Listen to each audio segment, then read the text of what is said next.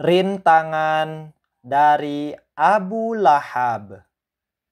Assalamualaikum warahmatullahi wabarakatuh.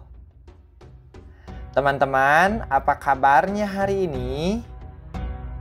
Alhamdulillah, mudah-mudahan teman-teman sehat selalu dan bahagia. Oke, teman-teman solih dan solihah, Kak Evi terlebih dahulu ingin memberikan informasi berkaitan dengan tujuan pembelajaran hari ini. Pertama, mengetahui siapa Abu Lahab dan bagaimana permusuhannya terhadap dakwah Nabi Muhammad SAW. Kedua, menjelaskan bentuk-bentuk rintangan yang dilakukan Abu Lahab kepada Nabi Muhammad SAW. Ketiga, menghayati bahwa setiap perjuangan pasti menghadapi rintangan termasuk dakwah Nabi. Dan terakhir, meneladani sikap sabar, teguh dan tawakal Nabi Muhammad SAW dalam menghadapi gangguan dan penolakan. Nah, teman-teman, kita akan awali dengan sebuah pertanyaan. Siapa itu Abu Lahab? Ada yang tahu teman-teman Abu Lahab itu siapa? Oke, Abu Lahab adalah paman Nabi Muhammad SAW. Walaupun masih keluarga dekat, ia sangat membenci dakwah Nabi. Abu Lahab sering mengejek dan menghalangi orang yang ingin mengikuti Islam.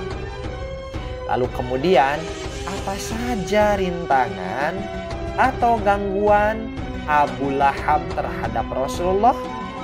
Nah, yuk simak kisah lengkapnya sebagai berikut. Namun, jangan lupa adab menuntut ilmunya. Diamalkan ya, agar kalian mendapatkan ilmu yang bermanfaat. Teman-teman solih dan solihah, selain terus-menerus berdakwah kepada orang-orang Mekah, Rasulullah SAW juga menyampaikan ajaran Islam kepada orang-orang yang datang ke Mekah. Bangsa Arab berkumpul di Mekah pada pekan-pekan tertentu beberapa kali dalam setahun. Misalnya di Pasar Ukas yang diadakan selama bulan Syawal, kemudian Pasar Mujannah yang berlangsung sesudah bulan Syawal selama 20 hari. Jika Rasulullah SAW tahu ada suatu rombongan datang, beliau segera pergi mendatanginya. Beliau mengunjungi mereka sambil berkata, "Wahai sekalian manusia, sesungguhnya Allah memerintahkan kamu sekalian supaya menyembah kepadanya dan janganlah kamu menyekutukan Dia dengan sesuatu. Wahai sekalian manusia, ucapkanlah olehmu, tiada Tuhan melainkan Allah, supaya kamu berbahagia." Namun, dimanapun Rasulullah SAW datang, pasti di belakang beliau Abu Lahab datang mengikuti sambil berseru keras-keras, "Hei sekalian manusia, sesungguhnya orang ini memerintahkan kamu sekalian supaya meninggalkan agama orang-orang tuamu terdahulu. Hai sekalian manusia, janganlah kamu dengarkan perkataan orang ini, karena Muhammad itu pendusta. Bahkan sesekali jika marahnya sudah memuncak, Abu Lahab melempar kepala Rasulullah SAW dari belakang dengan batu, teman-teman.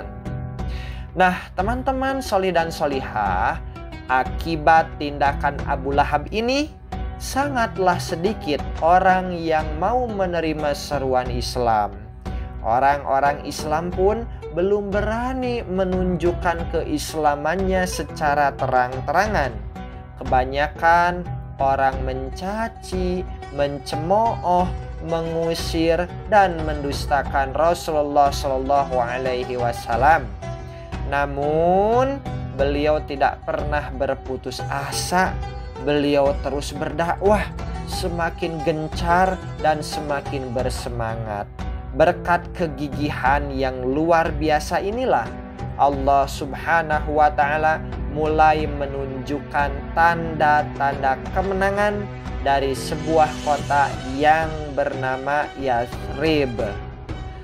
Teman-teman salih dan salihah, setelah tadi kita menyimak dan mengetahui rintangan yang dilakukan oleh Abu Lahab terhadap Rasulullah Shallallahu Alaihi Wasallam, tentunya ada hikmah yang bisa kita ambil.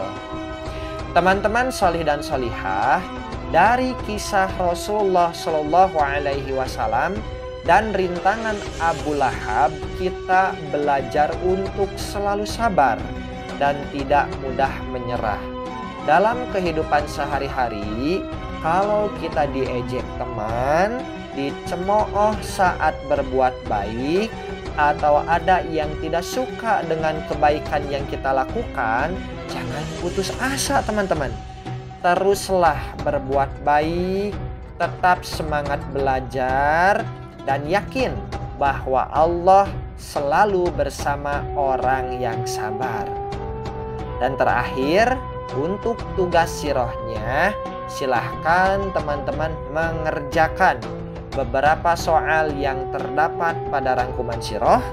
Dan yang kedua, menyebutkan hikmah siroh hari ini secara langsung saat sapa siang.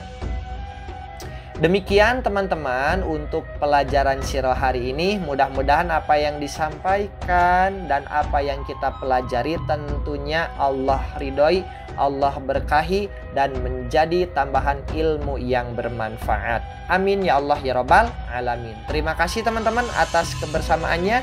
Kita akhiri dengan sama-sama mengucapkan hamdalah. Alhamdulillahirabbil alamin. Wassalamualaikum warahmatullahi wabarakatuh.